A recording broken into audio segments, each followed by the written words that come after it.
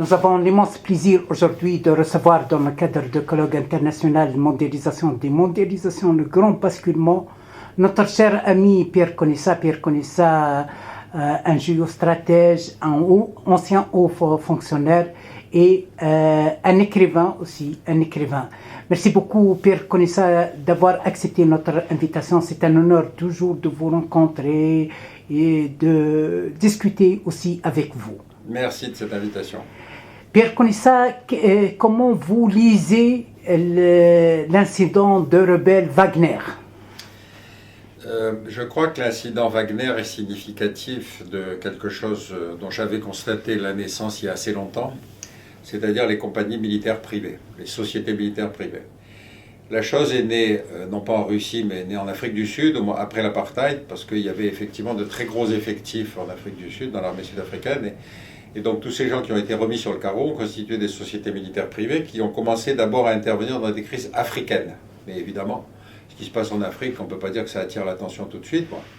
Le modèle a été repris en Grande-Bretagne et puis surtout il a été repris aux États-Unis avec une compagnie qui est restée célèbre, qui s'appelait Blackwater. Cette société est une société qui est intervenue en Irak en particulier, puisqu'en Irak il y avait plus de contractors que de GIs. C'est-à-dire qu'on voit l'utilité que ça peut avoir d'avoir une compagnie militaire privée, c'est qu'évidemment aucune des grandes démocraties n'accepte que ses soldats meurent dans des crises qu'elles ne comprennent pas, donc le recours à des sociétés militaires privées permet de faire la guerre, mais avec beaucoup moins d'impact de politique intérieure. Pour donner une idée, Blackwater gérait la prison d'Abu Ghraib, c'est-à-dire c'est eux qui menaient les interrogatoires et puis c'est eux qui menaient la torture. Donc vous voyez comment l'intérêt d'une société militaire privée. Bon, le fait que les Russes en étudent aujourd'hui ne m'étonne qu'à moitié. Par contre, ce qui est intéressant, effectivement, c'est que là, pour la première fois, une société militaire privée se retourne contre son commanditaire, c'est-à-dire se retourne contre le régime qui, en fait, lui a donné naissance. Donc, on va voir comment ça va se terminer, mais c'est extrêmement intéressant parce qu'encore une fois, c'est une chose dont les organisations internationales devraient se préoccuper. Le monopole de la force est constitutif de l'État, mais le privatiser, c'est un risque très grave, surtout sur des conflits extérieurs. Voilà. Donc c'est ça qui me paraît le plus significatif aujourd'hui dans cette crise. Est-ce que vous croyez à cette lecture de mise en scène mise par Poutine pour déployer, pour réorganiser, pour piéger l'Occident, soi-disant Poutine ne maîtrise rien, Poutine il est mal entouré, etc. Et peut-être le déploiement aussi. Maintenant Wagner, il est à 100 km de Kiev.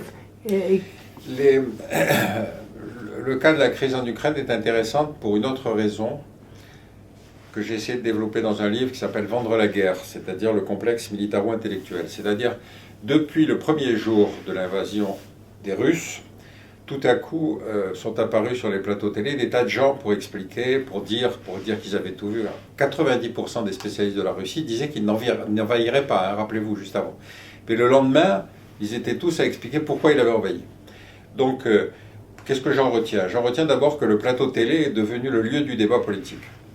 Et que comme ça consomme beaucoup, il y a 5 chaînes d'information en continu en France, ça consomme beaucoup d'experts. Donc au fur et à mesure, si vous voulez, le qualificatif d'expert est donné plus par l'apparition sur un plateau télé que par la véritable connaissance du sujet. La deuxième chose que je trouve aussi très significative, si vous voulez, c'est la fabrication de l'ennemi, c'est-à-dire la manière dont on a diabolisé Poutine en expliquant des tas de choses, qu'il était gros, qu'il avait maigri, qu'il avait le cancer, qu'il était qu'il était schizophrène, qu'il était enfin bref, il y avait tout sur lui. Bon. Personne ne l'avait jamais rencontré. Le seul qui a refusé de le diagnostiquer, c'est Boris Cyrulnik. Il a dit « Moi, je ne diagnostique pas un homme que je n'ai jamais rencontré. » Or, j'ai compté, il y a eu au moins 5 psys qui sont apparus sur les plateaux télé depuis le début de l'invasion de l'Ukraine. Et donc, c'est facile, à ce moment-là, la fabrication de l'ennemi, vous avez quelqu'un qui est mal, qui est mauvais, qui a tous les défauts de la planète. Bon, simplement, je rappelle que si Poutine garde une popularité en Russie, c'est en particulier parce qu'il a redressé ce pays, qui, à l'époque de Yeltsin, était au fond du trou. Il y avait une époque où 40% de l'économie russe était démonétisée, ça veut dire que le rouble ne valait plus rien. Il fallait aller au marché avec son panier pour échanger des objets contre de la nourriture. Bon, Poutine a remis tout ça un peu sur les rails. Il s'est le premier à s'être attaqué aux oligarques. Il s'est attaqué à Khodorkovsky, qui était un type qui était devenu milliardaire à 25 ans, bon, en ayant monopolisé en particulier le pétrole russe. Bon. Donc c'est facile de dire qu'il a tous les torts, mais si on ne reconnaît pas qu'est-ce qu'il a fait et pourquoi il est populaire chez lui, encore une fois, c'est trop facile. Ça veut dire que nous, on est le camp du bien, eux, ils sont le camp du mal. Oui. Vous participez aujourd'hui dans un colloque international sur mondialisation et démondialisation. Est-ce que vous croyez, vous pensez que cette guerre de l'Ukraine va participer à la naissance d'un nouvel ordre mondial et la fin de l'arène unitaire américaine? C'est-à-dire que, comme depuis que je suis tout petit, j'entends à chaque fois qu'il y a un nouvel ordre mondial qui se construit. Bon, évidemment, l'ordre mondial, il se construit tout le temps, parce qu'à chaque fois qu'il y a une guerre, si vous voulez, l'ordre mondial est déstabilisé, ou en tout cas, il mue dans une autre forme. Bon. La caractéristique de cette guerre, c'est surtout le fait qu'effectivement, la guerre est en Europe. Après la Yougoslavie, on avait eu une période de tranquillité. Mais ce qui est intéressant, c'est que les Occidentaux eux-mêmes, après la guerre du Koweït, la victoire avait été tellement rapide sur l'armée irakienne, en 120 heures, qu'ils se sont dit on a les fonctions militaires pour être les gendarmes de la planète. Donc les premiers acteurs, comment dire, des interventionnismes étrangers, c'était les Occidentaux.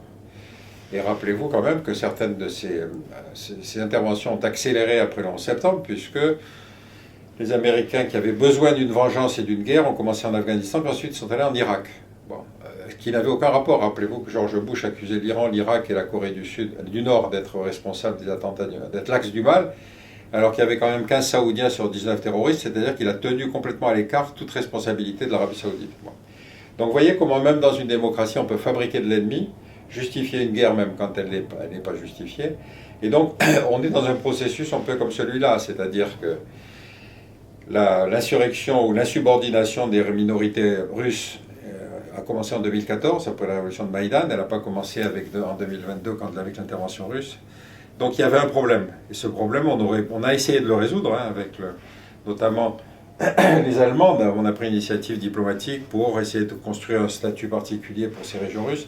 Mais ça n'a pas marché. Ça n'a pas marché en particulier à cause des Ukrainiens. C'est-à-dire que on a beau dire que la Russie est née en Ukraine, il reste que l'Ukraine, c'est une entité différente. Et donc le problème que vous connaissez, c'est-à-dire l'éclatement de l'URSS, a fait que des anciennes frontières administratives sont devenues des frontières internationales. Et donc quand vous étiez un citoyen soviétique, que vous viviez au Kazakhstan, en Russie ou en Ukraine, c'était pareil pour vous.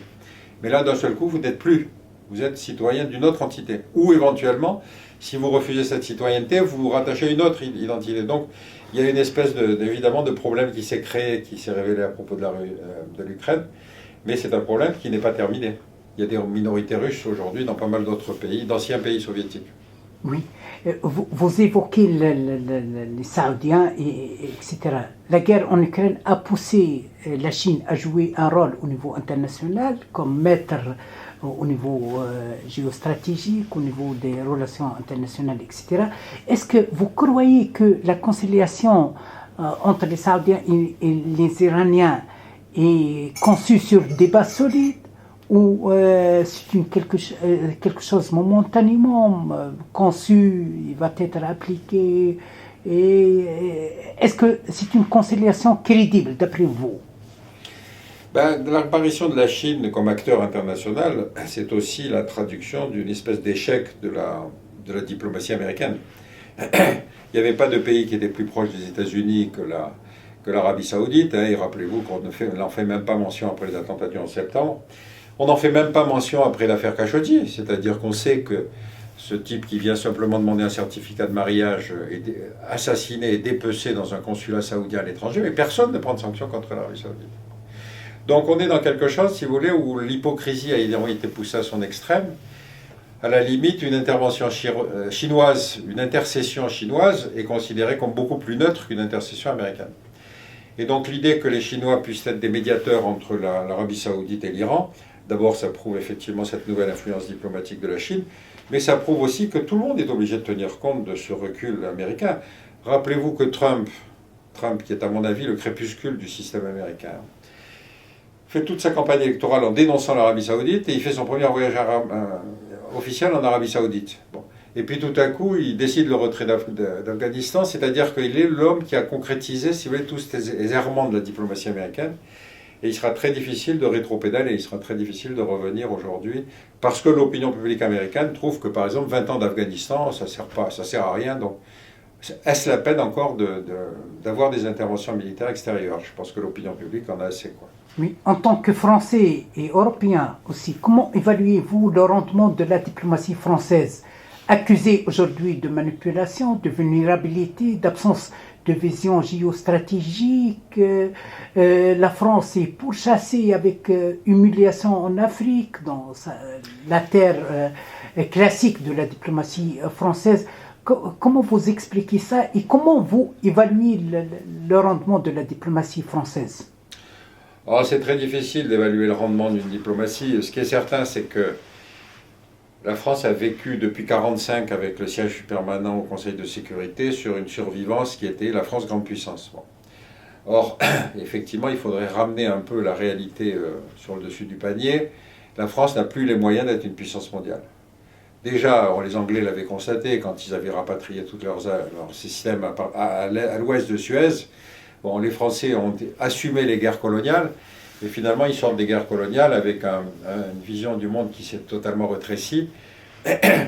Et De Gaulle avait tenté de tracer une troisième voie entre les Américains et les Soviétiques. Le dernier acte gaullien, si vous voulez, de la diplomatie française, c'est le refus d'aller en Irak. Et ça, c'est tout à l'honneur de Chirac. Mais rappelez-vous les sanctions qui ont été prises contre les Français par les Américains. C'est-à-dire qu'on a eu aux États-Unis du French bashing, vous vous souvenez, c'est-à-dire les Français étaient des couards, les Français étaient ci, les Français étaient là, alors que Chirac avait raison. Mais j'étais aux États-Unis quand Chirac est mort, il n'y a pas eu un seul hommage à Chirac dans les presses américaines, pas un. C'est-à-dire que vous voyez bien qu'il y a un système qui est très autocentré, qui ne prend en compte que ses contraintes de politique intérieure et qui n'a plus la pointure, même les Américains n'ont plus la pointure pour gérer la planète. D'où l'apparition d'autres acteurs, qui sont en l'occurrence la Chine. Oui. Comment vous expliquez aussi la position de l'Orient, soit l'officielle, soit celle de l'opinion publique, de la société civile? Il y a un peu de sympathie déclarée ou non déclarée avec la Russie, avec Poutine. Et il vous dit, écoutez, vous avez montré l'hypocrisie, vous avez montré votre double discours, votre sympathie avec les victimes ukrainiennes, alors vous oubliez les victimes yéménites, les victimes en Irak, des milliers d'enfants qui ont été liquidés, assassinés par les États-Unis sur des bases mensongères, la guerre en Syrie, les Palestiniens qui tombent chaque jour, et Israël profite et bénéficie de cette immunité internationale. Comment vous trouvez ça aussi, ce soulèvement de conscience internationale? Je crois que le grand basculement, il se fait avec la disparition du RSS.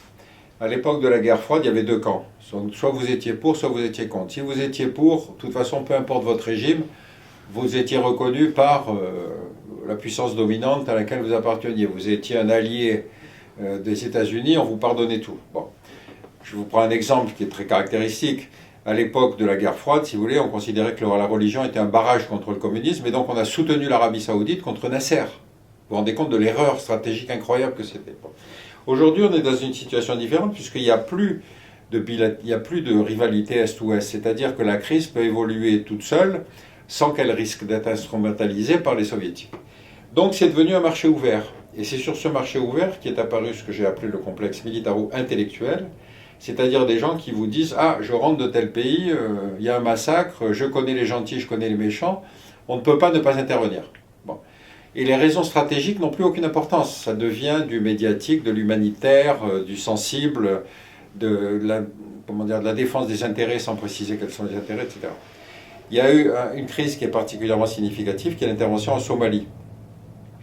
L'intervention en Somalie parce que, vous vous souvenez, l'émoi provoqué par le fait qu'on disait que les convois humanitaires internationaux étaient pillés par des chefs de guerre.